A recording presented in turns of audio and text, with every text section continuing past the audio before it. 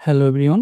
এখন আমি উচ্চতর গণিত দ্বিতীয় পত্রের সপ্তম অধ্যায় থেকে দিনাজপুর বোর্ড ২০২২ সালে পরীক্ষায় আসা ৪ নম্বর সৃজনশীল প্রশ্নটি সমাধান করব। এখানে ক নম্বর প্রশ্নে বলেছে কজ ইনভার্স মাইনাস হাফ এর মুখ্য মান নির্ণয় করো। তাহলে এখানে আমি লিখেছি যে কজ ইনভার্স মাইনাস হাফ, তো হাফের পরিবর্তে আমরা কজ 60 ডিগ্রি লিখতে পারি। অর্থাৎ এখানে আমরা লিখব কজ ইনভার্স মাইনাস হাফের পরিবর্তে লিখব কজ পাই/3, অর্থাৎ কজ 60 ডিগ্রি। তাহলে এখন দেখো, এখন এই যে কজ ইনভার্স যেমন আছে ঠিক তেমন রেখে দিব। আর এইখানে এই যে মাইনাস কজ পাই/3, তো কজ মাইনাস এটা কোন চতুর্ভাগে বলো তো? কজ মাইনাস এটা হচ্ছে দ্বিতীয় এবং তৃতীয় চতুর্ভাগে হচ্ছে কজের মান ঋণাত্মক। তাহলে আমরা জানি যে এখানে যেহেতু কোজাইন আছে, কোজাইনের রেঞ্জ হচ্ছে 0 টু পাই, অর্থাৎ এখানে আমরা পায়ের থেকে বড় মানটা নিতে পারবো না। তো আমরা এখানে দ্বিতীয় চতুর্ভাগ বিবেচনা করব। তাহলে এইখানে cos ইনভার্স মাইনাস cos পাই/3 এটার পরিবর্তে আমরা লিখতে পারি cos পাই মাইনাস পাই/3। তাহলে এটা করলে দেখো হবে মাইনাস cos পাই/3। কেননা এখানে পাই আছে, তার মানে cos cosই থাকবে। আর হচ্ছে পাই থেকে বিয়োগ করলে এটা দ্বিতীয় চতুর্ভাগে পড়বে, আর দ্বিতীয় চতুর্ভাগে cos মাইনাস, এজন্য এখানে মাইনাস হবে। তাহলে এখন এই যে cos ইনভার্স যদি বাদ হয়ে যায় তাহলে এখানে থাকে পাই মাইনাস পাই/3।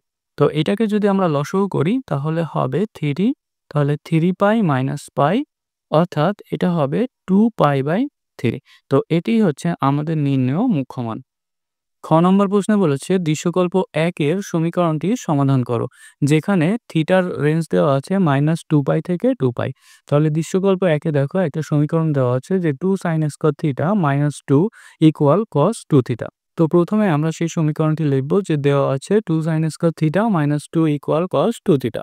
তো এখানে আমরা 2 sin স্কয়ার থিটার পরিবর্তে কি লিখতে পারি দেখো, এখানে একটা সূত্র আছে যে cos 2 theta equal 1 minus 2 sin square theta.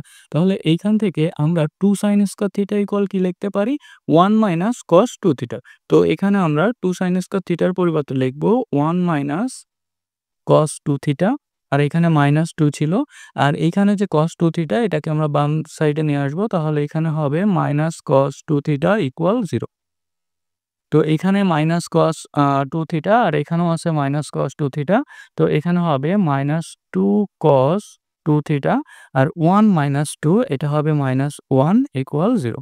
তো এখান থেকে 1 কে যদি আমরা ডানে নিয়ে যাই সেক্ষেত্রে হবে -2 cos 2 থিটা ইকুয়াল 1।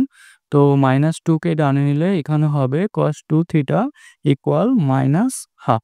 তো একইভাবে ক নাম্বার প্রশ্নের মতো এখানে -হাফ, তো এইটাকে আমরা লিখতে পারি cos পাই/3। আর এখানে যেহেতু মাইনাস সেহেতু আমরা এটাকে লিখতে পারি যে cos 2 পাই মাইনাস, সরি 2 পাই না, পাই মাইনাস পাই/3, যেটা পাই মাইনাস পাই/3 এটাকে লসাগু করলে হবে cos 2 পাই/3। তাহলে এখানে দেখো, এখন cos 2 থিটা ইকুয়াল আমরা পেয়েছি cos 2 পাই/3। তাহলে এটা কিন্তু কোন সূত্রে এপ্লাই করব? এখানে যে cos theta equal cos alpha হলে সেক্ষেত্রে থিটা ইকুয়াল কি হবে? অর্থাৎ থিটা বলতে এখানে 2 থিটা, তাহলে থিটা ইকুয়াল এখানে হবে 2n পাই প্লাস মাইনাস আলফা। অর্থাৎ এখানে 2n পাই প্লাস মাইনাস আলফা বলতে 2 পাই/3, তাহলে 2 পাই/3। তো এইখান থেকে যদি আমরা থিটা এর মান নির্ণয় করি তাহলে থিটা ইকুয়াল কি হবে? 2 এই সাইডে এসে ভাগ হয়ে যাবে। তাহলে 2n পাইকে 2 দিয়ে ভাগ করলে এখানে থাকবে n পাই, এখানে প্লাস মাইনাস 2 পাইকে যদি আমরা 2 দিয়ে ভাগ করি সেহেতু এখানে 2 কেটে গিয়ে এখানে থাকবে পাই/3। তাহলে এখানে কিন্তু আমরা থিটা এর মান 2 টা পেয়েছি। তো অতএব থিটা ইকুয়াল আমরা লিখতে পারি, একটা যদি প্লাস মান নিই তাহলে হবে n পাই প্লাস পাই/3, আর যদি এখানে মাইনাস মান নিই সেক্ষেত্রে হবে n পাই মাইনাস পাই/3। তো এখন যেহেতু আমাদের থিটার রেঞ্জ দেওয়া ছিল -2 পাই থেকে 2 পাই, সেহেতু এখানে আমরা n এর মান বসাবো। তো প্রথমে n এর মান যদি 0 হয়, যে n ইকুয়াল 0 হলে, n ইকুয়াল 0 হলে থিটা ইকুয়াল কি হবে? এখানে যদি 0 বসাই এখানে থাকে পাই/3 আর এখানে থাকে মাইনাস পাই/3। তো এখানে আমরা একটা মান পাবো পাই/3, একটা মান পাবো মাইনাস পাই/3। তো এখন n ইকুয়াল 1 হলে, থিটা ইকুয়াল কি হবে দেখো, n ইকুয়াল এখানে যদি 1 বসাই তাহলে পাই প্লাস পাই/3 এটা হবে 4 পাই/3। একইভাবে এখানে পাই মাইনাস পাই/3 এটা হবে 2 পাই/3। থ্রি। এখন n ইকুয়াল -1 হলে থিটা ইকুয়াল কি হবে যে -π+π/3 এটা হবে -2π/3 -2π/3 আর এখানে যদি -1 বসাই n এর মান সেক্ষেত্রে হবে -4π/3। তো একইভাবে n এর মান আমরা 2 বসাবো আর -2 বসাবো। তো n এর মান 2 হলে থিটা ইকুয়াল এখানে পাবো, এখানে যদি আমরা 2 বসাই অর্থাৎ 2π + π/3 সেক্ষেত্রে আমরা পাবো 7π/3 7π/3 আর এখানে আমরা পাবো 5π/3 5π/3। তো এখন n ইকুয়াল -2 হলে থিটা ইকুয়াল এখানে -2 অর্থাৎ -2π + π/3 এটা হবে -5π/3 -5π/3 আর এইখানে হবে -7π/3 -7π/3। তো এখন দেখো যে আমাদের থিটার রেঞ্জ দেওয়া ছিল -2π থেকে 2π। তাহলে এখানে π/3 এটা হবে, এই মানটাও গ্রহণযোগ্য, এটা গ্রহণযোগ্য, এটাও গ্রহণযোগ্য, এটা গ্রহণযোগ্য, এটা গ্রহণযোগ্য। কিন্তু এখানে দেখো এই যে 7π/3 এটা কিন্তু আমাদের 2π থেকে বড়। তার মানে এই মানটাকে আমরা নিতে পারবো না। 5π/3 এটা গ্রহণযোগ্য হবে। এখানে -5π/3 এটাও গ্রহণযোগ্য হবে। কিন্তু এখানে -7π/3 এটা কিন্তু গ্রহণযোগ্য হবে না। কেন হবে না? এটা হচ্ছে -2π থেকে ছোট হয়ে যাবে। তাহলে আমাদের ব্যবধি কি দেওয়া ছিল? তাহলে আমরা লিখব অতএব -2π θ 2π ব্যবধিতে নির্ণেয় সমাধান। তাহলে এই ব্যবধিতে নির্ণেয় সমাধান কি হবে? আমরা ছোট থেকে বড় আকারে লিখব।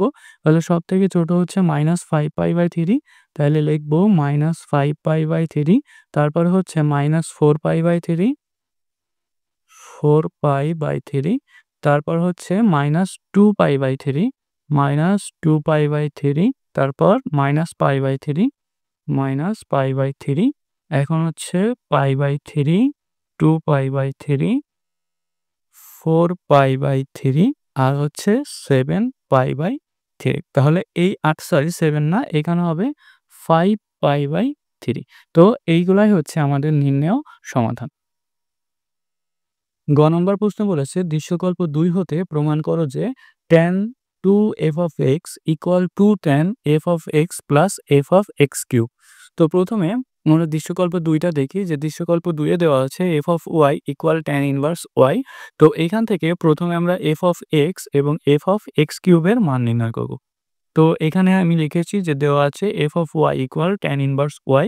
তো এখান থেকে যদি আমরা অতএব f of x ইকুয়াল কি হবে? y এর পরিবর্তে আমরা x বসাবো। তাহলে এখানে হবে tan inverse x এবং f of x cube equal কি হবে? এটা হবে tan inverse x কিউব। তো এখানে বাম পক্ষ লিখেছি যে tan 2f of x। তো এখানে আমরা f of x এর মান বসাবো। তাহলে tan 2 into f of x এর মান কত? tan inverse x। তাহলে tan inverse x। তাহলে এখানে আমরা সূত্র জানি যে 2 tan inverse x। তাহলে 2 tan inverse x এর সূত্রটা কি ছিল? সূত্রটা ছিল tan inverse 2x বাই উপরে 2x বাই নিচে 1 মাইনাস x স্কয়ার। তাহলে দেখো tan inverse যদি কেটে যায় তাহলে আমাদের অ্যান্সার কি থাকে? অ্যান্সার থাকে 2x by 1 minus x square. তাহলে এখন এখানে ডান পক্ষ কি দেওয়া আছে? ডান পক্ষ দেওয়া আছে 2 tan f of x plus f of x cube. তো এখানে আমরা প্রথমে f of x এবং f of x কিউবের মান বসাবো। তাহলে 2 tan f of x এর মান হচ্ছে tan inverse x plus f of x কিউবের মান হচ্ছে tan inverse x কিউব। তো এখানে আমরা প্রথমে tan inverse x plus tan inverse y সূত্রটি বসাবো। তাহলে সূত্রটি কি ছিল? 2 tan সূত্রটি ছিল যে tan inverse উপরে x প্লাস y অর্থাৎ x প্লাস x কিউব আর নিচে 1 মাইনাস xy অর্থাৎ 1 minus x into x cube অর্থাৎ x টু দি পাওয়ার 4 হবে। তাহলে এখন দেখো এখন এই যে tan inverse বাদ হয়ে যায় তাহলে এখানে 2 থাকে এইটুকে আমরা উপরে লিখলাম। আর এইখানে উপর থেকে আমরা x কমন নিতে পারি। তো এখান থেকে যদি আমরা x কমন নিই তাহলে এখানে 1 প্লাস x স্কয়ার থাকবে। 1 প্লাস x স্কয়ার। আর নিচে দেখো এই যে 1 minus x to the power 4 এইখানে x টু দি পাওয়ার 4 কে x স্কয়ারের হোল স্কয়ার লেখা যায়। অর্থাৎ এইখানে আমরা a স্কয়ার মাইনাস b স্কয়ারের সূত্রটি এপ্লাই করতে পারি। তাহলে সূত্রটি যদি এপ্লাই করি এখানে হবে 1 plus x square into 1 minus x square. তাহলে এই যে 1 plus x square 1 plus x square কেটে গেলে এখানে উপরে থাকবে 2x আর নিচে থাকবে 1 মাইনাস x স্কয়ার। তাহলে দেখো বাম পক্ষ করে আমরা রেজাল্ট পেয়েছিলাম 2x by 1 minus x square এবং ডান পক্ষেও আমরা রেজাল্ট পেলাম 2x by 1 minus x square. তো এখান থেকে আমরা লিখতে পারি অতএব বাম পক্ষ সমান ডান পক্ষ প্রমাণিত।